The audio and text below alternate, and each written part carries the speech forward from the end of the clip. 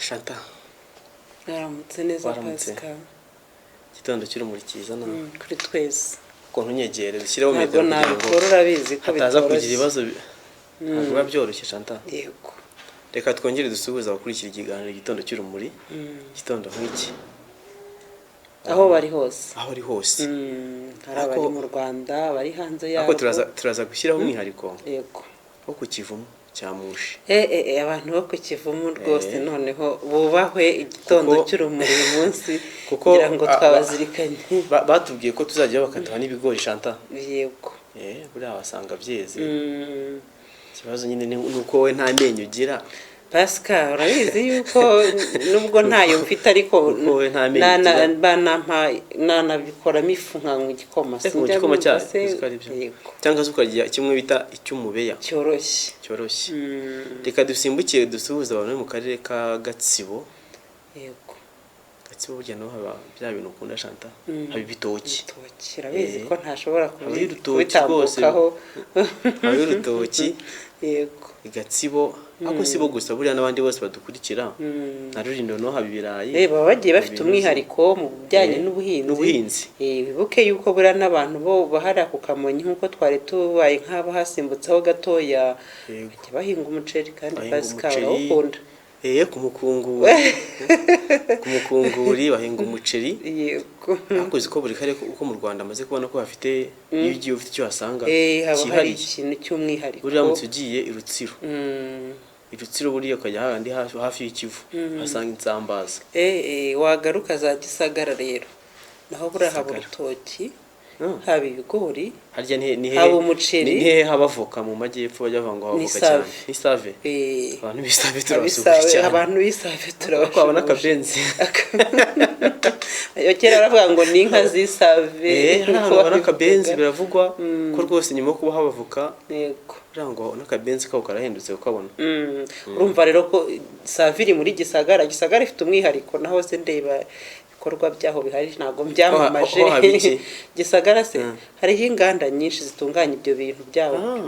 Hari izo sinari avoka zikora amavuta, ibigori, nta kintu baguhahira abantu b'Igisagara. Tubavuzeho rwose ubwo bumve ko nabo tubakunda. Ariko buri turere twinshi dukurikirana kuko na hariya za hano Rulindo naho buri hawe umwihariko. Usanga mu gihe cy'umwero w'ibirayi beza rwose ugasanga amafuso yagiye gupakirayo kubera ko bafite ukuntu bo bafumbira bamenye gufumbiza ifumbire mvaruganda ku buryo bafumbira haba ikirayi kinini cyane. Abo bose rero turabashuhuje uduce dutandukanye tw'igihugu ntabwo turi bugende turondora ngo aha bumve ko tubashuhuje kandi tunababwira ngo bakomeze kuzirikana kwirinda COVID-19 itatworoheye kandi uyu munsi twizeye ko isaha ari saa moya. Bubahiriza amabwiriza yagenwe na leta. Saa moya tugomba kuba twageze mu rugo, saa 12 abantu bari gutaha. Ntabwo byoroshye ubu nta wemereye kuva mu karere ajya mu kandi. Dukorera ibikorwa byacu mu turere twacu turushaho kwirinda. Uravuze ngo ntabwo byemewe kuva mu karere ajya mu kandi naho ndeba ahantu hatandukanye.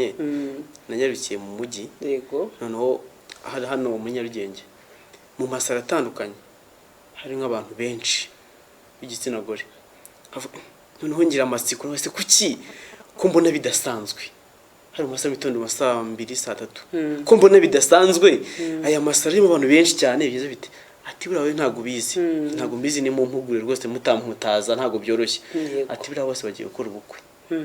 Ukuvuga ngo ejo mariage zabaye ibindi kugira ngo batabafungiraho. Amasaro aho umuvaro yari yashize. Pascal ejo suhuje abantu bose bagize ubukwe ku munsi w'ejo. Turabashuhuje ejo abihaye Imana abapadiri abapasiteri bari bafite akazi kenshi katoroshye guhera mu gitondo kugera nimugoroba mu masaha saa 10 saa 11. Reka twifuze bari abantu bakoze ubukwe ejo kuri 22 ariko bari kuzabukora ko kuri 30 z'ukwa gatandatu cyangwa n'iz'ukwa karindwi. Ati ibi ntago byoroshye. Tubihindure tugire gutya kandi burya yo pasiteri na padiri baguhaye umugisha bavuye no mu murenge. Uri ibindi urindira kuri bireda. Pascal birabiruta kwijyana yarimo naho naciye mbona rwose kwakunda abasore igihe cy'ubukwe usanga tuba twifunze twagiye gushaka amakote nyine cyo bita kurimba ukarimbira ubukwe. Chantal ibyo ntabwo byabarebaga ariko yari yambaye bisanzwe rwose. Hari abavuye mu murenge Chantal bisanzwe. Ego hari abantu bavuye mu murenge ejo baharansetse cyane. Urumva mu murenge n'ubundi abari ya mibare yagenwe na leta barangije batereka dubi ntabyo reka tugana padiri tumubaze ko afite umwanya n'umugisha. Bari bamuteguje ababyeyi babo ntibahari. Mbese urumva byari ibintu bitoroshye bahita bahamagara bagombaga kubambika bati imyenda hafi aho mutwoherereze twambare kanzu na costume twagombaga kwambara ku munsi w'ubukwe. Padiri urumva ntiyagombaga kubahakanira kandi ari gahunda ifite amatsiko nuko buriya wenda biba bitoroshye kuvugana n'abari abapadiri cyangwa n'abapasiteri. Buriya ngenda kuzashaka umuntu nabaganiza avuga mu by'ukuri umunsi w'ejo byabagendetse bite biriya bintu byabaye mwabiteguye. Ibaza ko wiciye muri biro yawe iri padiri ufite ibindi bintu urimo uri pasiteri uvuga ko manza ati yewe ndashaka nsezeranye umugisha unsezeranye. None se bigenze bitereka da padiri pasiteri ngwino umfashe fasha. Ariko urumva nabo ntago babagoye bitewe nuko bari bazi gahunda uko zagiye zihinduka bahise babafasha babahaba hafi.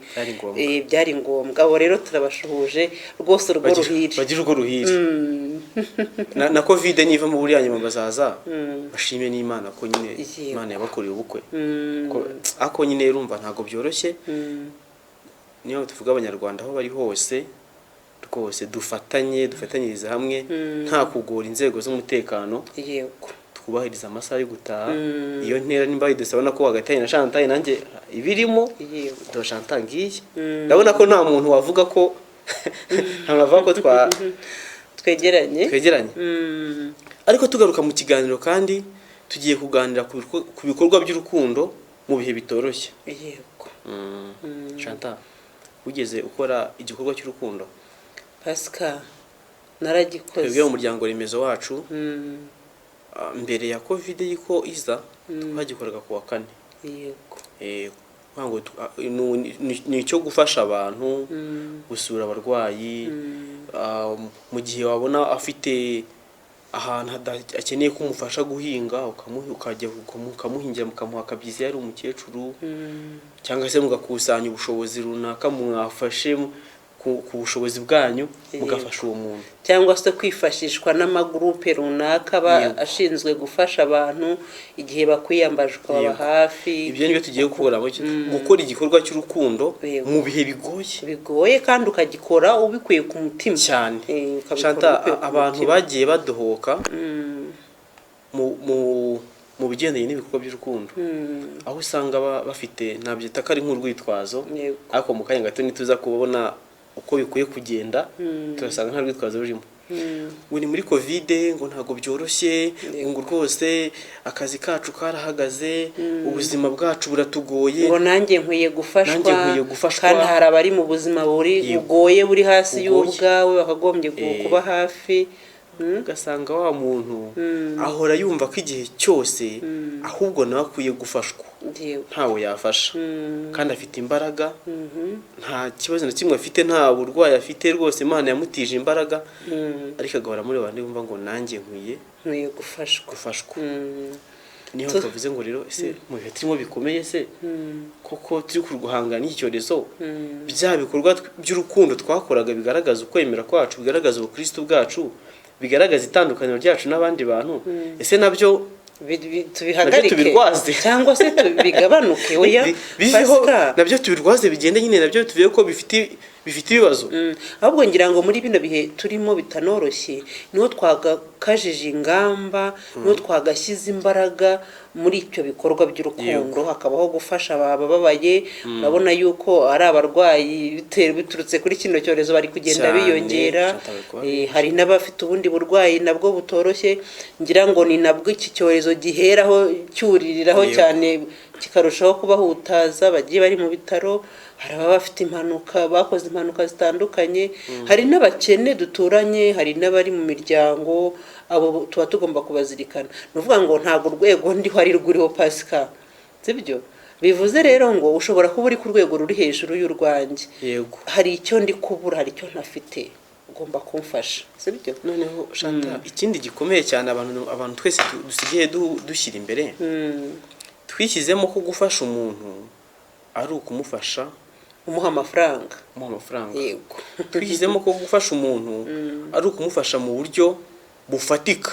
Icyo bita ubufatika ni ukuvuga ngo njye mfite agafuka k'umuceri kandi ndi umwe, reka mfate ibiro 6 cy'uriya muntu. Ushobora nanjye agafuka k'umuceri ntabashe ukigurira, ariko se gufasha bihagarare reka da. Buriya niyo wegereye umuntu ukamuganiriza yego ukumva ibitekerezo bye, ukamuhumuriza mu bibazo afite. Bakeneye kuganirizwa. Hari n'abakeneye ubufasha bw'isengesho.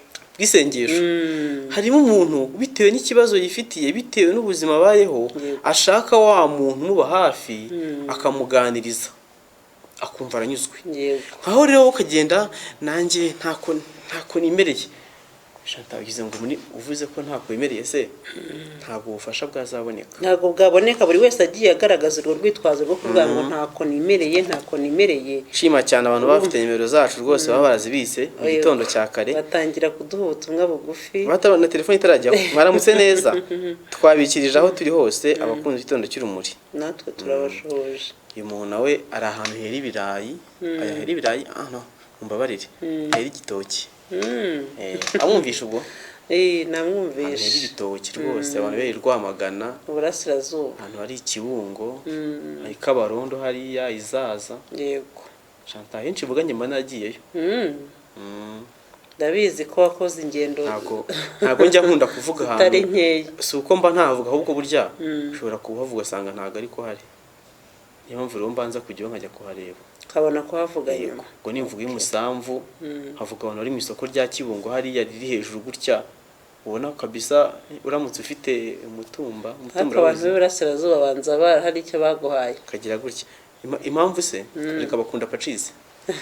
Uko bajya baza no kudusura n'abakunzi bacu ndabizi. Hari n'abari hafi kutugeraho ubwo nuko covid yahise bizambya ingendo zikaba zifunze. Hari wambwiye ngo ndashaka kuzaza kuri ahantu wene Chantal amwicaye. Yego. Ati none se aho ngaho inyuma bameze gute? Azaza reba ko haba hari izuba. Tuba twagiye kuri tere. Inyuma yacu haba hari izuba noneho ubundi ukadukurikira. Twari turimo tuganira ku bikorwa by'urukundo. Umuntu akwiye gukora mu bihe nk'ibi ngibi turimo bitoroshye. Tugafatanya tukarwanya tukareba ko byibuze hari intera twavaho niyo twageraho Chantal. Mu bihe bitoroshye buryo ubundi niho umuntu aba agomba gukora akagaragaza ko afite wa mutima wa kimuntu wo gufasha urukundo. Rero muri bino bihe tuba turimo bitoroshye twidohoka cyangwa ducika intege zo gufasha ngo twumve ko noneho nimba tuvuze ngo covid gutuma abantu tudakora akose n'ibitekerezo ntago bikora. N'ibitekerezo birakora kazi ko no kuri telefone uhamagara umuntu ukamuganiriza umeze ute ibihe turimo bikumereye bite yewe uzi ko nafite na 500 ukayashyiraho burya wayamwoherereza kuri telefone. Ayagura petrol nyabo ngo nivuga petrol abana bungu ntago babyumva. Petrol ni ibicanwa ni ibicanwa mwabantu mudukurikiye mukoresha insinga z'amashanyarazi mwegama bikaka. Babandi batazi dutado twakera dukoreshwa mu izo petrol twigiyeho. Abana bo bazi ngo nutugaze dutoya. Ako bajye baganira n'abantu bakuru nkatwe. Bisaba kuganira n'abantu bakuru ariko n'abantu bakuru bakegera abana bakabasobanurira. Warabyukaga mu gitondo wagira ibyago wakorora kazana wa mwotsi wose wa petrol wakuru ko kugiyemo. Hano nigeze gukorora ngira ngo ndwaye igituntu wese ndavuga ati cyazanye iterambere cyarakoze Pascal ndabigenza gute. Barambwira se byagenze bite njya kunywa amazi da ngo bimanuke nabwo biranga. Urumva ari wafashe umwanya munini wo kubuka ari iruhande wasanga ari urimo urakora etude. Twabaga twitegura icyo bita interrogation. Yego ko sinzi ko abana bungu babyita kwize twabaga interrogation gitondo bati interrogation ebyiri imwe ishobora kuba iri ovise indi ishobora kuba iri no provise ubwo itunguranye niyateguwe ubwo nyine ukabyuka Chantal ibyabaga byoroshye. Reka dusabe buriya turaza gushima by'umwihariko groupe zitandukanye mu kiganiro zigenda zikora ibikorwa by'urukundo hahandi nubwo bari muri covid nubwo nta kazi bafite. Aho tuza kubona ubuhamya avuga ati ngiyewe naje mahanga mu groupe nta kazi mfite. Atari ko babandi bafite akazi baburaga nuko bazana ibyo bagiye gufashisha kubera kubura umwanya. Ati ngiye naje mahanga gusa nkajya mfata bya bindi baje gufashisha nkabizanira abarwayi. Undi ati jye natinyaga no kugera ku bitaro, undi ati ngewe numvaga kwa muganga nkabona umuntu urembye, numvaga kuri jyewe biri ibintu bitoroshye, ariko nagize amahirwe yo kugenda mbyumva, groupe irabinyumvisha, nsanga nanjye nibona muri groupe yo gufasha. Reka dushimiye groupe cyane, ariyo tugiye no gukurikira mu kanya gato cyane, tugiye kubona nyuma ko tugaruka mu kigaho telefone yacu ngo bahamagara badukurikiye. Ariko dushima n'undi muntu wese ufite umutima wo kumva ko yafasha. Yego, ababaye. Nyuma y'iyo groupe igiye kutugaragariza ukuntu ikora icyo gikorwa cy'urukundo, ngira ngo abari ku buhanga bw'ibyuma bari bushyireho ya nimero, abadukurikiye baduhamagare, baduhe ibitekerezo, batwandikire ubutumwa bugufi, batubwire se muri bino bihe bitoroshye cyangwa se no mu bindi bihe twagiye tunyuramo, ndetse n'ibindi dushobora kuzinjiramo tutazi bimeze gute. Ntabwo tubizi kuko nibi byaje tutabyiteguye. Se umutima w'urukundo, umutima wo gufasha, tugomba gucika intege, tuhorane kandi twumve ko gufasha bidasaba ubushobozi, aho gufasha bisaba umutima wo kumva ko ugomba gufasha. Reka twibe kandi ukabikora, tumara amatsiko abadukurikiye, noneho babanze bashyireho icyo kiganiro. Turaza mu kanya gato cyane bashyira nyuma, bashyira telefone twumve hirya no hino mu gihugu uko bimeze. Banatubwiye nuko biteguye kwinjira mu ibihe bitoroshye turimo. Hari nk'abantu Chantal bafite kantine, bafite nk'amata, bafite amandazi yakumara iminsi 3 bacuruzaga ya masaha ya saa 1 saa 2. Aho hose baratubwira mu by'ukuri uko ibyo bintu biteguye kubijyamo, kandi n'umutima utuje bumva ko ari unyungu z'ubuzima bwacu. Yego, twe turaza mu kanya, reka dukurikire ino video y'abavandimwe bafasha abarwayi n'abandi bafite ibibazo bitandukanye. Tubasanze hano ahangaha mu bitaro bya Kibagabaga, kugira ngo mutangire mubwira abakunzi ba Pacis TV, ese ahangaha tuhabasanze mwaje gukora iki? Ko tubona rwose mwaje kare mu gitondo, tugasanga muhagaze hanze ndetse bakaza no kubinjiza. Ese aya masaha nk'aya mu gitondo nk'iki mwaje gukora iki? Murakoze cyane. Jye Twavugimana Christophe, nkabamba muri Paroisse ya Remera Pacis. Tuba muri gahunda yo gufasha abarwayi. Gahunda yo dufasha abarwayi, mbere ya Covid twaratekaga tukabagemurira, ariko ubu guteka ntago byemera. Rero ubu ngubu dukeneye dukora ukuntu tubagemurira ibintu batubwiye. Harimo nk'abantu hari kenshi bakunze kutubwira ngo tuze tubafashe mu bintu bijyanye n'abana bavutse cyane n'abana bajugunywe. Hari igihe bakenera amata kuko bajya bata abana bakiri batoya.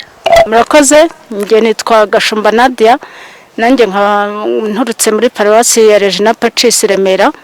Nanjye nkuko yaramaze kubivuga, nkabamba muri groupe zitandukanye zigamije gufasha abarwayi muri rusange. Tangira mutubwira icyo mufasha abarwayi mu by'ukuri ahangaha, ese mubafasha mu buhe buryo? Ikintu dufasha abarwayi, tugemurira abarwayi batagemurirwa. Twajyaga tubazanira ibiryo, ariko ubu ntago byemewe. Ariko hari n'abandi dufasha abana batoraguwe. Kenshi uzi ko nyine baba bahari, tugerageza badusaba imyenda. Hari abantu batoragura ku mihanda badafite abantu, badusaba imyenda tukayibazanira. Hari n'ubwo badusaba amapampegisi, byose tukabibazanira tukabafasha, nabo bakishima. Urakoze cyane. Nagira uti abana baturaba ku muhanda cyangwa se n'abafite ibindi bibazo murabafasha.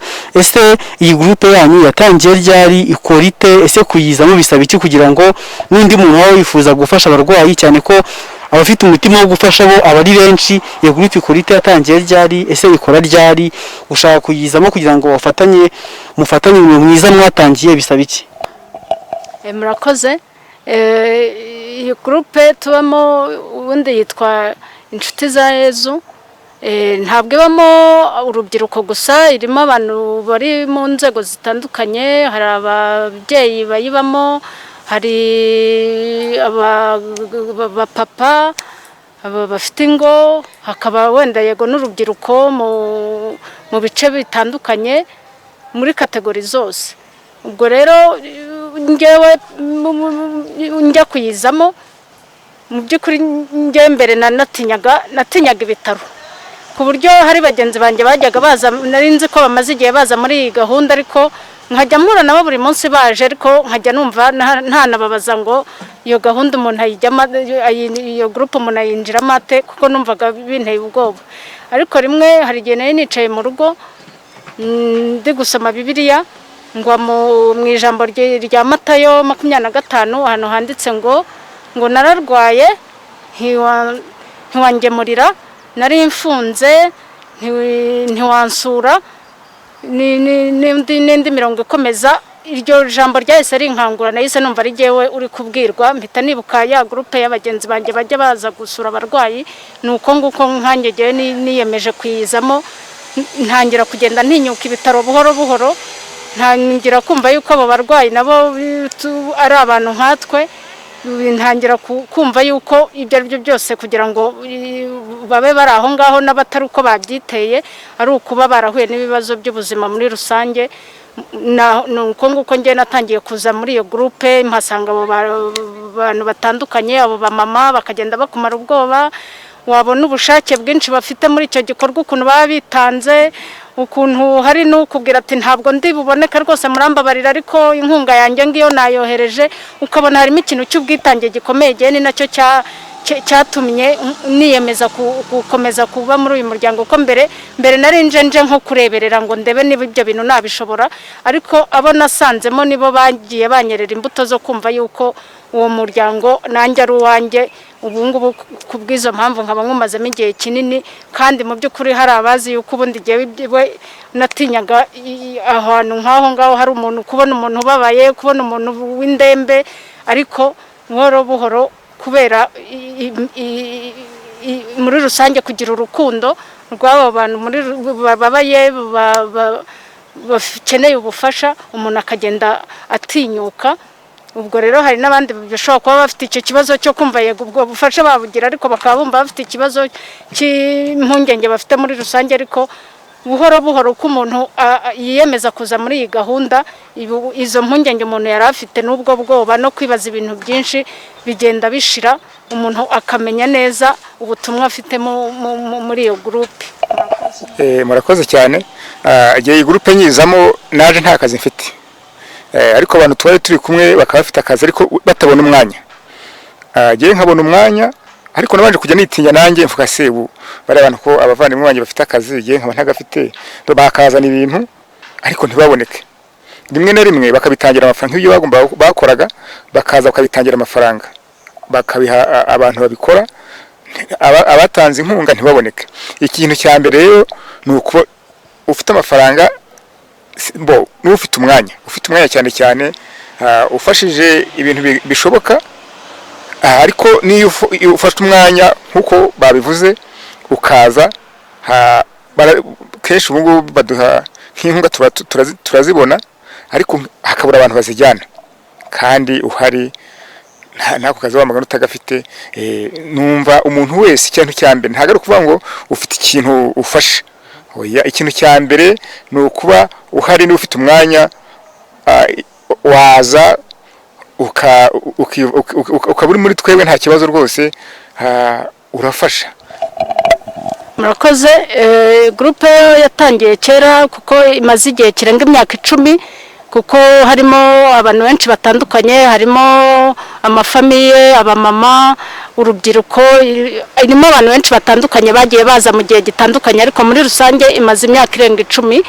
Ubwo rero muri rusange ibyo tubafasha ubu ngubu muri iki gihe cya Covid, hari igihe wenda haba hari ikibazo cy'uko hari umurwayi basezereye wenda, ariko akaba afite nk'ikibazo cy'agatike n'urugero, bakatubwira bati se nta kuntu mwafashe uyu muntu mukamugezaho agatike kamutahana ko bamusezereye, ariko akaba adafite ubushobozi bwo gutaha.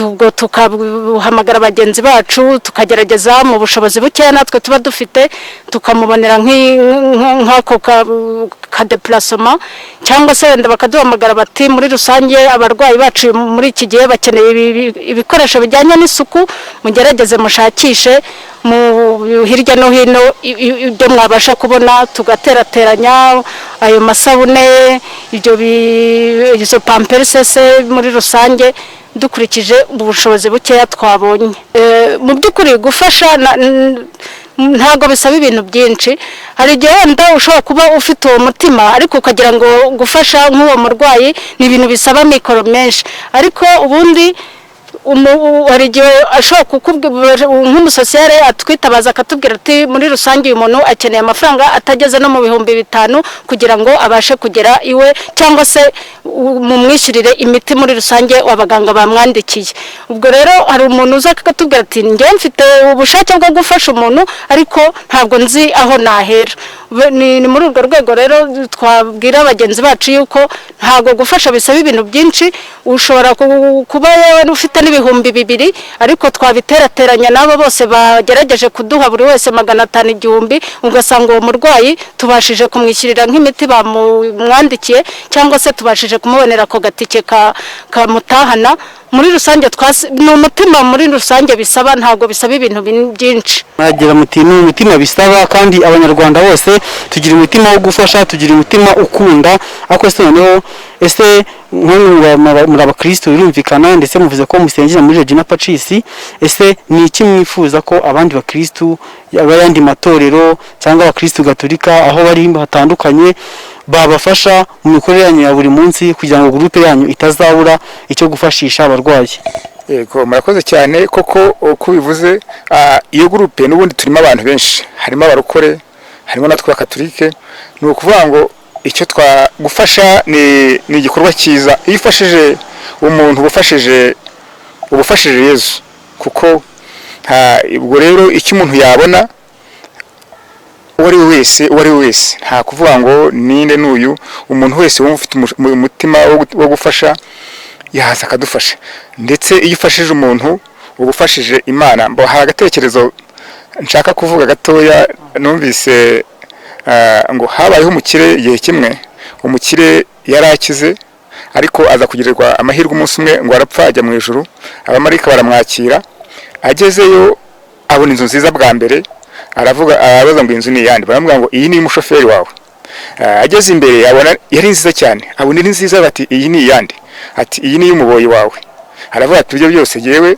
nzabona izirezera mu gihugu cyacu nari nkisi ageze imbere asanga akazu k'ibyatsi aravuga ati irandushye nindi wa mukire marayika wamutemberezaga amubwira ati iriya nzu ni yawe atangira kuburana aravuga ati se gihe ko nari nkize ku isi kuki hano marayika aravuga ati rero nizi ni impuhwe z'Imana abo bose umushoferi wawe yubatse mu ijuru umuboyi wawe yubatse mu ijuru nibi ngibi ni Imana igufashije kujya guhena kare akazu k'ibyatsi mba numva rero iyo utanze inkunga ufashije umukene ubutanze ubotse mu ijuru aho uzajya ukazajya mu ijuru ryiza kuko uba warabiteguriye warabiharaniye.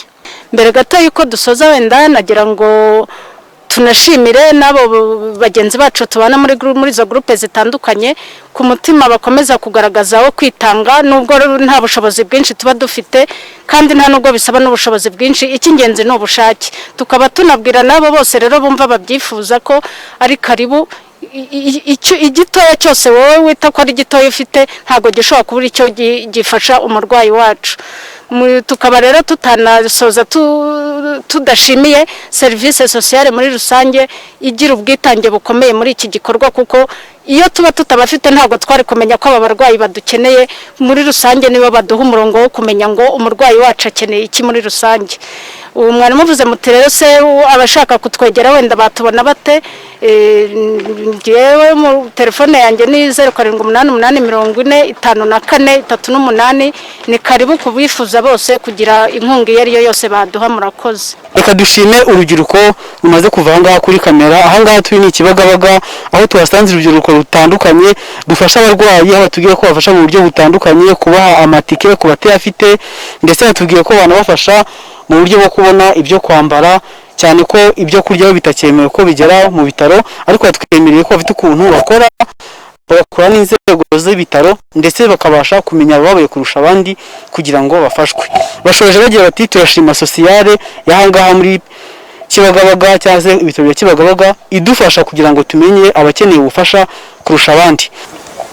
Nitwa Kamunazi Ines, abandi umusociale mu bitaro bya Kibagabaga. Ubufasha bwo burimo ingeri nyinshi niko nabivuga, ariko ubashije kuza wese turamwakira. Tugira ubufasha mu buryo bujyanye n'ibikoresho, mu buryo bujyanye n'amafaranga, mu buryo bujyanye no kubaganiriza ko burya n'abarwayi baba babikeneye. Ni ukuvuga ngo buri muntu mu rwego rwe uko aje atugana turamwakira. Nkuko rero bababwiye abo bantu bose babashije kuza, ndetse n'urubyiruko mwabashije kubona, baratugana bakavugana na service sociale, noneho tukabasha kubereka ibikenewe cyane, badufasha mu bushobozi bafite. Icyo naheraho cyane buriya muri iki gihe ubona cya covid, ubuzima busa nkaho bwagiye buhungabana gake gake mu ngeri zitandukanye z'abantu, kandi hano twaba twakira abantu batandukanye baturutse mu bice by'ibyaro. Ikintu cya mbere tubona badufasha cyane no kubijyanye no kwishyura amafagitire y'abarwayi, kwishyurira mituweli abatabasha kuzigura bitewe nabo ni impamvu zitandukanye, cyangwa se bitewe n'uburangare babigizemo. Tugakina cyane n'ikijyanye n'ibikoresho by'isuku. Icyambere araza akabaza, bakamwereka aho service sociale ikorera. Twebwe icyo tumusaba nuko yandika, tukamenya koko ubwo bushake buhari, kuko ntabwo tubivuga mu magambo. Yamaze kwandika turareba koko, tukareba ubwo busabe bwe koko nimba bufite ishingiro, nta bindi bibikurikiye inyuma, noneho hakabaho kwemererwa, ubundi tugatangira tugakorana. Icyo nababwira nuko batagomba gucika intege, kandi burya gufasha ntibigira limite, nuvuga ngo ntaho bigira bigarukira.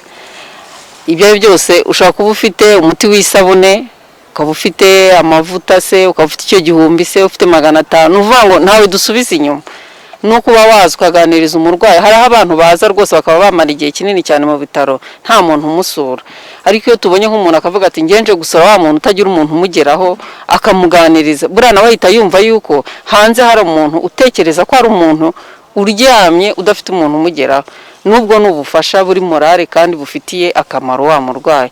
Nge numva rero ko ushaka gufasha wese ntabwo yacibwa intege n'icyo afite, ahubwo yaza atugana tukamufasha. Icyo namusaba cyane nuko atagomba gutinya. Ya byose nta utinya, ntago watinya ntawo utarahabwa. Uko ni imyumvire, ni ikibazo cy'imyumvire. Kandi amahirwe dufite hari n'abajyanama b'ubuzima, burya n'icyo babereho mu midugudu, bakagombye kubegera. Abajyanama turakorana, iyo habaye ikibazo baratubwira. Ntekereza ko abashije kumugana akamubwira ikibazo afite, abasha kumufasha kugera aho agomba kugera kandi nta kibazo agize. Reka tubashimire mwese mukomeje gukira Pacis TV. Aha twari turi mu bitaro Ikibagabaga, aho twari turi kumwe n'abajeni bakiri bato rwose baje gusura abarwayi, aho batanze ubufasha butandukanye mu buryo bwo kwambara, uburyo bw'amafaranga, ariko kandi banasuza batanga inama ko nawe waba ushaka gufasha, nawe waba ushaka kwiyunga nabo, waza kuza gufasha kugira ngo abo barwayi bashe kubona ikibabeshaho.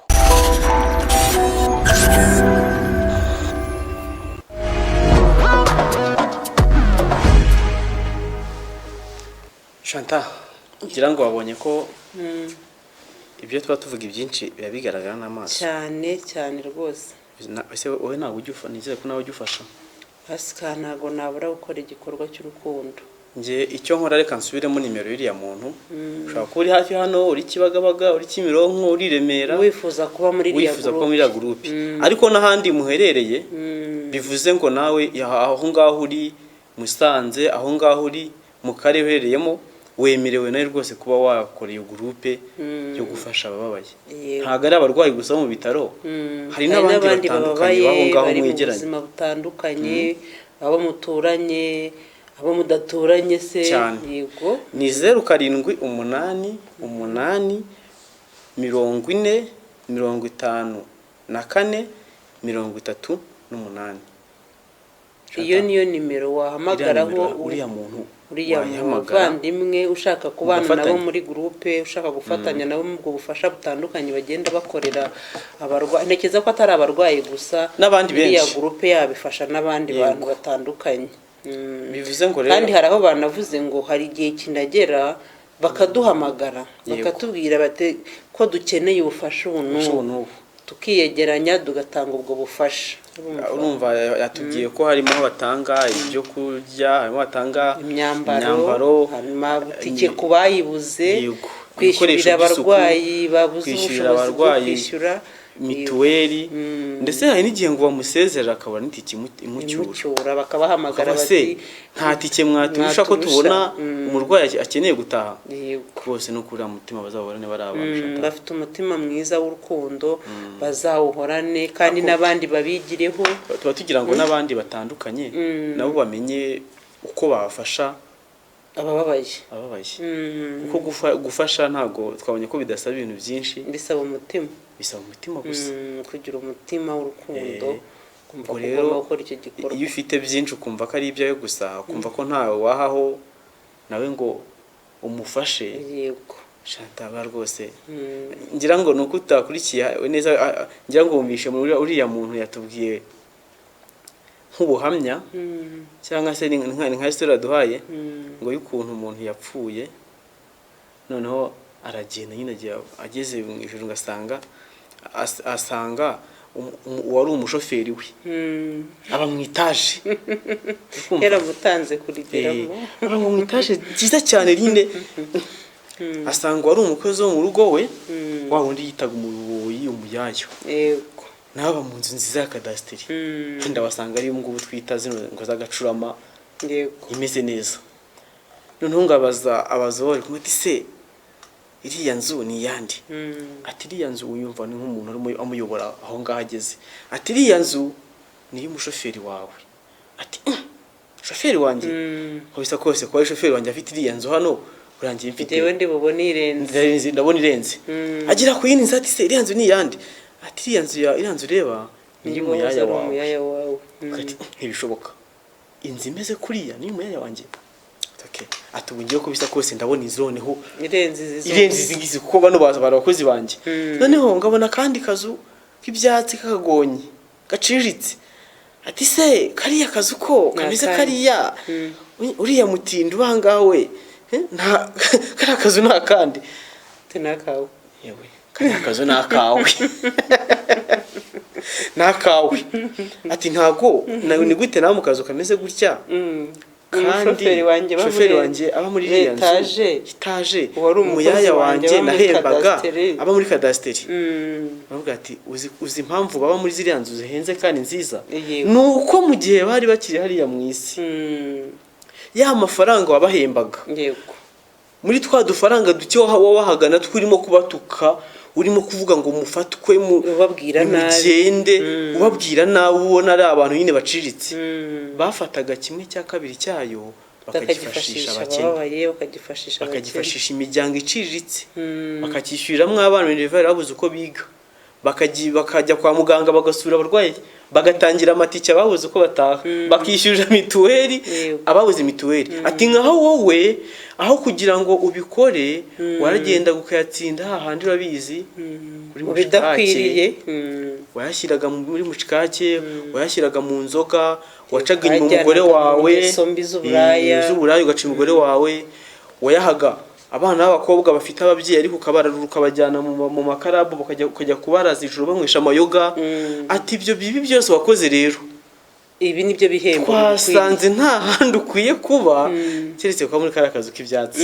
Urumva ko ngira ngo ni nk'ubuhamya bugaragaza yuko imirimo ukora iri mu isi ariyo izaguha ingororano mu ijuru.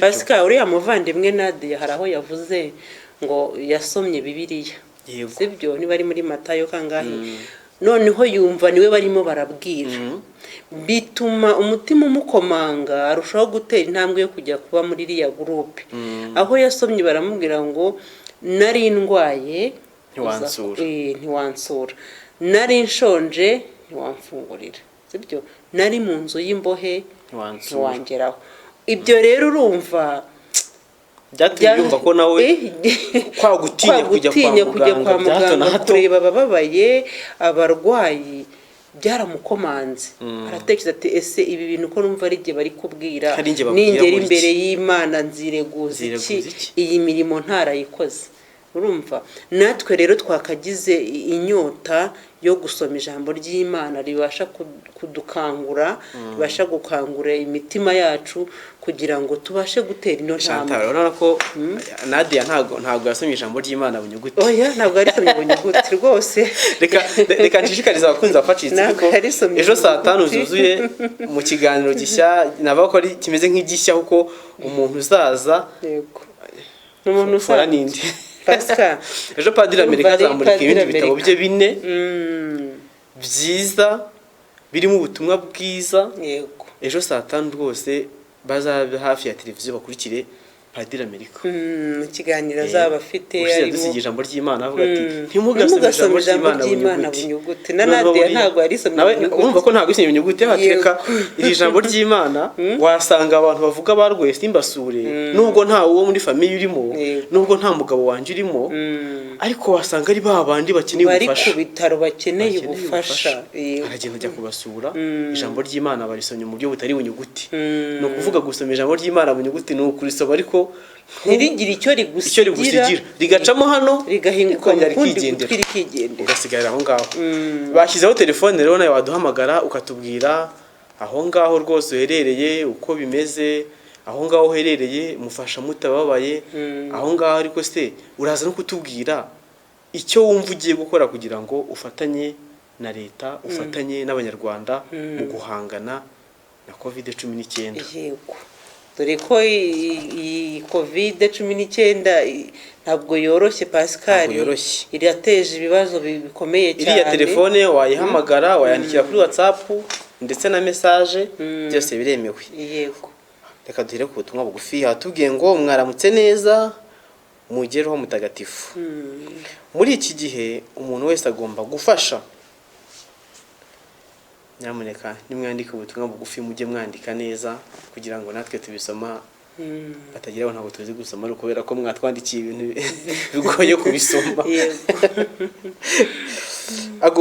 umuntu wese agomba gufasha uwo warusha wese kuko iyo utanze umubyeyi Bikira Mariya arakongerera twese twitabire icyo gikorwa gufasha ababaye ni benshi ni Mukeshimana Chantal muri paruwase ya Rushubi ndabakunda cyane natwe turamukunda cyane kizeho cyane ndamutse nzivuze za 15 ikizivuga natwe turamukunda ariko asaba indirimbo yise ngo ndinda ishyari y'umuhanzi bita Deni ngo ndinda ishyari nubwo atashyizeho wayituye ndimbo yiti mu gitondo bantu waba muhutaje Chantal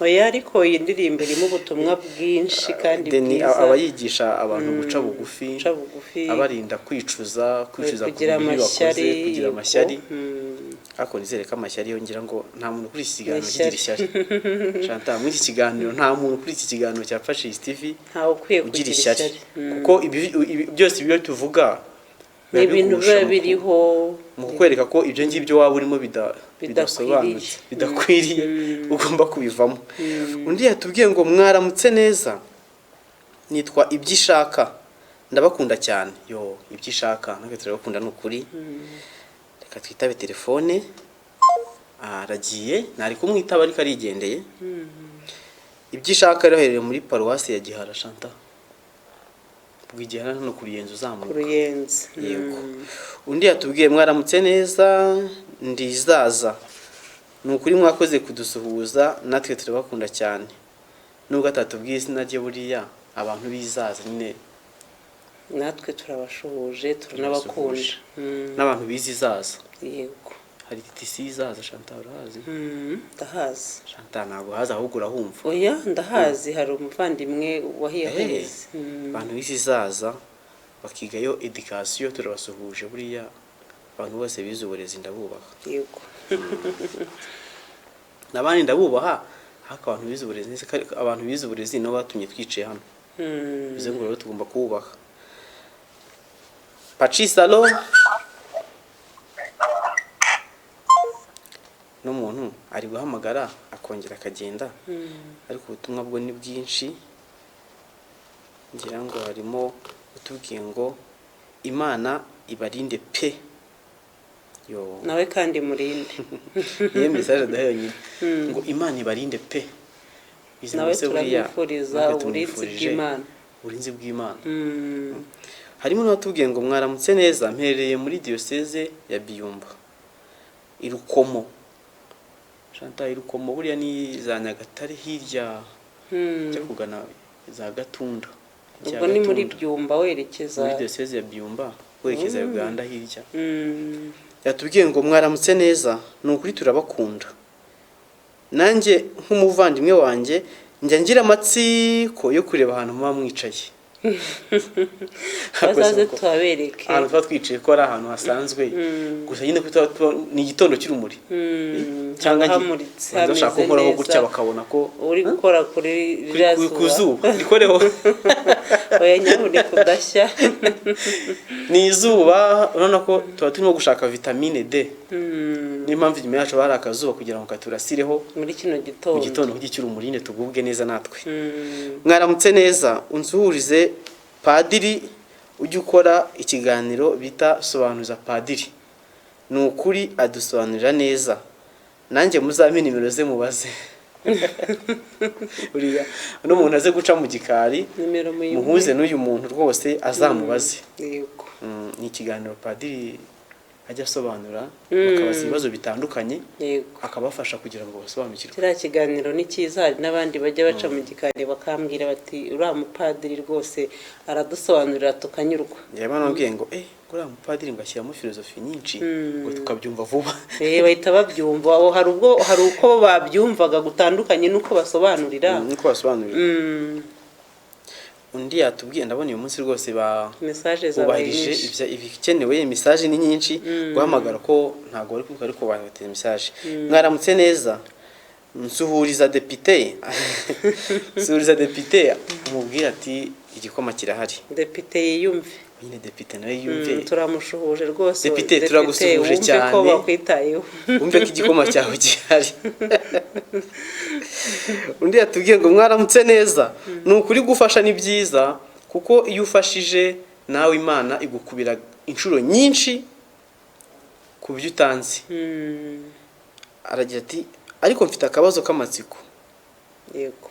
Pascal na Chantal mupfana iki? Chantal turi kuri kamera tubivuge. Pascal na Chantal dupfana iki? Ibyo dupfana ni byinshi, ntago ari kimwe. Byinshi cyane. Dupfana ubukristo, dupfana ubumuntu, dupfana ubunyarwanda, dupfana ubuvandimwe ko dukorana. Yego. Bisaba ko hari ikindi kintu. Ni byinshi cyane, ni byinshi. Ariko ibyo ngibyo birahagije. Birahagije. Patrice alo?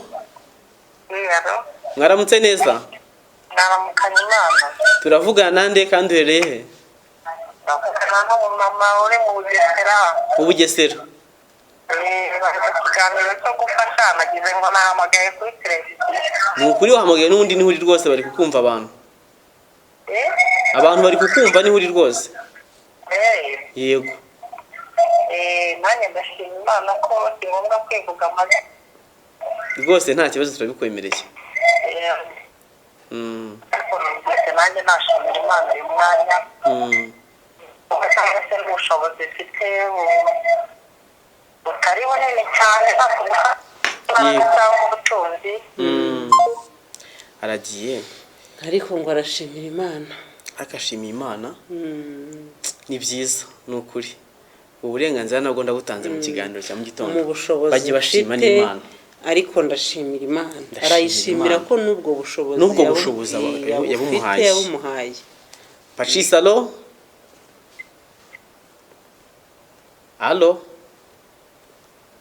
yo no muntu araza kongera damagare buriya ni ukuri mujye mushima Imana Pasika mu byo dufite byaba bike cyangwa byinshi buryo cyambere ni ukunyurwa n'ibyo dufite kandi tukanabishimira Imana yabiduhaye sibyo iyo rero umaze kunyurwa n'ibyo ufite binagufasha kugira wa mutima wa kimuntu wo ko wafasha n'abandi batabifite. Umuntu utivuze izina yatubwiye ngo ndabakunda cyane natwe turamukunda ako ntabwo tumuza twibwiye naherereye rihangane na ukunda n'umuntu utaza hari ni ikibazo kitoroshye aradukunda tutaza hano herereye ngo tujye tumusuhuza koko twigendera tutanakuzi watubwiye nitwa gutya izina mperereye aha naha ndabakunda cyane byibuze bya bihagije. Yego Patrice alo nawe aragiye nimba ari network ziri kugenda gahoro ntabwo tubizi ikibazo cy'ikirere ariko tuba tugira ngo tuganire mushime n'Imana ko yatumye muramuka.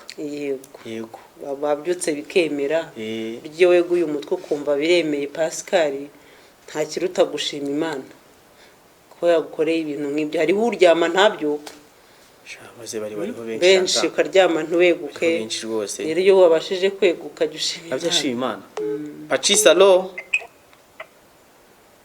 alo turakumva ntabwo byoroshye. Patrice alo mwaramutse neza ni wa mumama ugarutse wo mu Bugesera. Yego mu Bugesera. Ndashima Imana nari ndangije avuga ngo ndashima Imana ariko urukundo igikorwa cy'urukundo ntabwo gisaba imbaraga cyangwa ubutunzi. Yego ibyo umuntu afite byose ashobora kugira umuntu afasha. Nanjye ndashima Imana ko nubwo ndi umukecuru ariko maze kugira abamama babiri batari bafite urugi.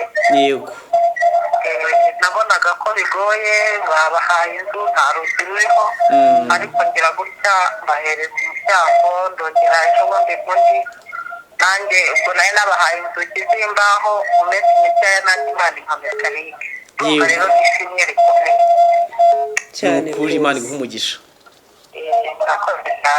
kandi ujye ushishikariza n'abandi gutanga kugira ngo bagire uwo mutima.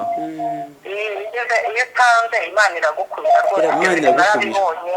Ndashima Imana rero cyane kandi mukomeze ikiganiro cyanyu ni cyiza ndabakunda. Urakoze cyane. Pascal wabyumvishije yatanze urugi iyo utanze Imana iragukubira yatanze inzugi eshatu ku bakecuru bari bubakiwe ariko ntibakingirwa inzugi zisanzwe zimbaho nawe Imana imuha metalike ituma metalike bivuze ngo wasanga mbere nayo yarafite urugi rw'urubaho cyangwa rw'ibati mu nzugi ziba zitandukanye ariko urumva yamuhaye harimo n'urugi yaramukubiye bakora mu ngunguru. Yego Patrice alo kwa muntu yoko waretse nkakuvugisha cyangwa ihamagarire bivuze ngo iyo utanze Imana ntago watanga ngo ugenderaho ntago byashoboka kuko urumva ko nimba yatanze urugi rwa metali rwaho Imana igahita iguha Muhammad yaramwongereye kutuburwa n'Imana ko ari byiza Chantal. Pascal kamubwira kwa kundi ufasha umuntu akagusabira umugisha Imana iguha umugisha Imana ikongerera isubiza aho ukuye hari byinshi abagusabiye yavuze ngo isubiza aho ukuye ifata bya bindi wari ufite ikongeraho ibindi. Ubwo rero rwose igikorwa cy'urukundo ni ukuri tugikomeze kandi tugikorane umutima w'urukundo. Reka dusome ubutumwa bugufiya yatubwiye ngo ni mami ndabakunda cyane wa muntu atubwiye izina natwe turamukunda mami wambwiye nawe herereye koko tukagukunda tuzi n'ahantu uri wasanga tujya tugucaho mu nzira tugifite aho tujya duhurira ako wenda tuje nk'Ibutare cyangwa Rwamagana cyangwa Rutsiro cyangwa mu majyaruguru cyangwa Icyangugu twavuga ati hari umuntu bita mami tukaguhamagara kuko telefone yawe yo iba ahangaha mpaka iyo telefone yabaga Patrice irahaguma rwose mami utubwiye nawe rero n'ukuri kandi turagukunda natwe.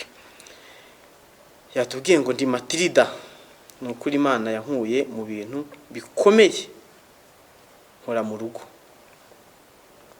mbishe yitwa Matilda atubwiye ko Imana yamukuye mu bintu bikomeye arayishimye nawe ni ukuri mujye kuduhamagara mushime n'Imana Chantal we ntashimwe washime Imana Pascal ndayishima byo yankoreye ni byinshi ntabwo nabirondorera hano kuri televiziyo yagukora ibintu by'agatangaza nawe urishimye by'agatangaza nanjye ndishimye kandi ndanayishimiye.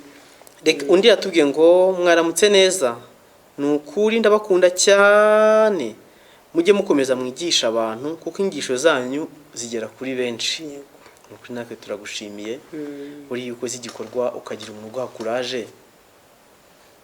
nubwo harimo n'uwagucinya ariko se nkawe koko yego ibyo ukora ni ibiki ariko iyo ubona umuntu ugushimira kaguha morale ni byiza inyigisho ziradufasha bituma n'ubutaha wumva ko harimo n'uwambwiye ejo yambwiye ngo ikiganiro mwatanze kigendanye n'ihungabana cyangwa se kigendanye na depression yego ubutaha nimugitegura muzantumire nze mbaho ubuhamya abantu benshi baba bafite ubuhamya bwo kuvuga ku byababaye iyo message uwo muntu yumve ko twayisomye kandi twenda kumuhamagara akaza akaduha ubuhamya yego tukakisubiramo ikiganiro akongera akatubwira mwaramutse neza iyo muri kumwe na Chantal nibwo yewe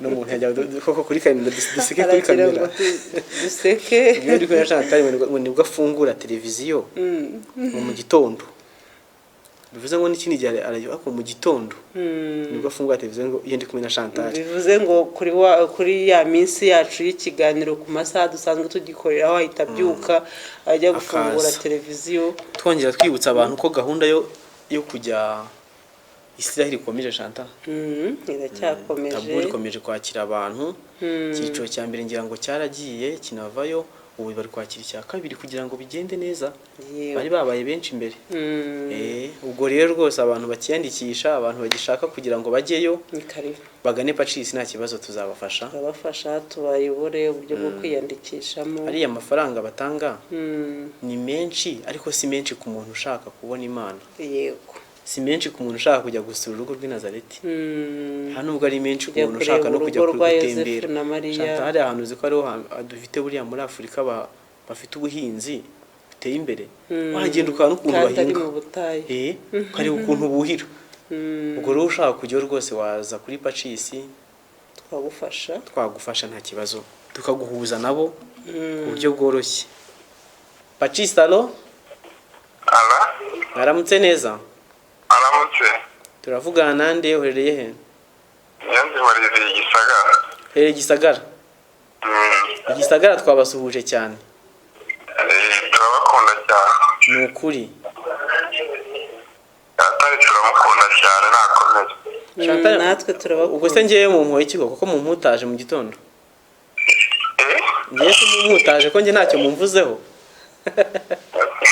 nawe turabakunda cyane twari turimo tuganira ku gikorwa cy'urukundo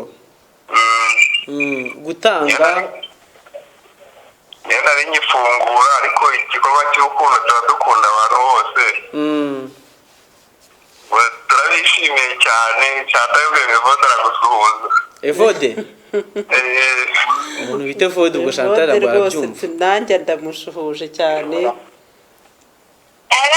yego mwaramutse neza yego nanjye ndagushuhuje wowe witwa nde witwa Evode Evode ko utagiye ku ishuri muri mu bizami none se iyo uri kumwe n'abandi bana ku ishuri ubafasha iki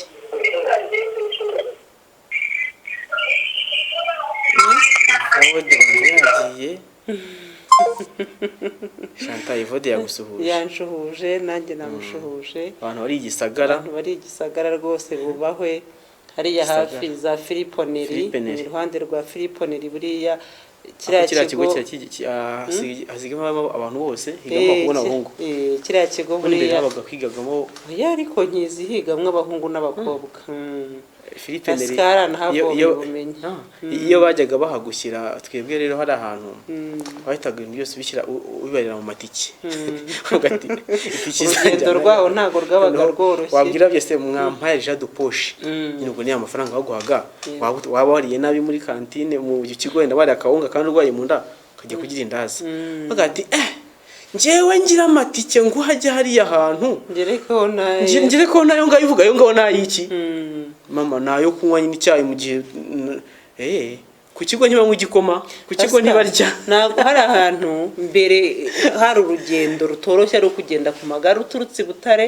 ugera kuri kiriya kigo cy'amashuri igare bagushaka kesha bitoroshye reba matela urebe valise urebe byagendaga bite n'amateka ariko ubu hasigaye hari iterambere hageze kaburimbo imodoka no kunyuraho zinyereza Gisagara yubahwe ndayubashye Gisagara akubanza ufite ukuntu banavuganye n'abantu baho mu gikari nta wundi buryo navuganye nabo reka dusuhuze abantu bose ubwo bize kuri Philippe Neri bize muri Philippe Neri n'abantu bose bize mu ntara y'amajyepfo yego n'abantu bose bize mu bigo by'abihaye Imana muri rusange ngo nanjye aho ngaho nahita nza nkahita nisuhuza Pascal reka ngo usuhuze aho kugira ngo wisuhuze abantu bize kuri Saint Kizito Isave barano nanjye narahabaye Chantal hako n'abantu bize muri ASPK Kayenzi urahazi muri Kamonyi hose na kigo kiri ahantu ku rukuntu rwose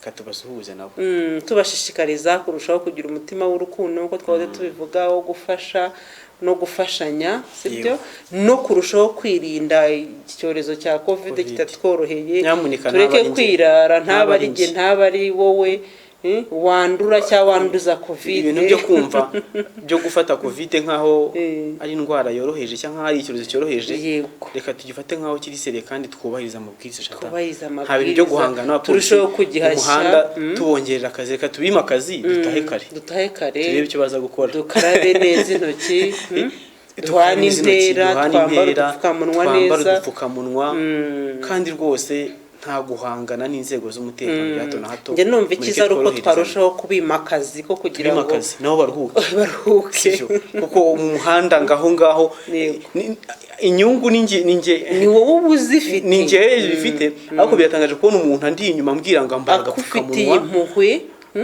imodoka igacaho ngo ni ya polisi ngo ukabona kwambara kagapfukamunwa wambaye nabi ntabwo ibyo bintu bikwiye umuntu yego ugendera ku mategeko sibyo ntabwo bikwiriye Pascal turushaho kwirinda Chantal amasaha yo abayasatira yo gusohoka muri studio abarimo agenda dufata ngira ngo vitamine D tuba twayibonye Chantal kazuba kaducanye inyuma ubona ko akokere katangiye kuza kaje ngira ngo vitamine D twamaze kuyifata reka duhe n'umwanya n'abandi bagenzi bacu bagiye guca hangaha kugira ngo murusheho kugubwa neza ariko message yawe Chantal nyemeranya isome kugira ngo umuntu atavuga ko twamuhungabanyije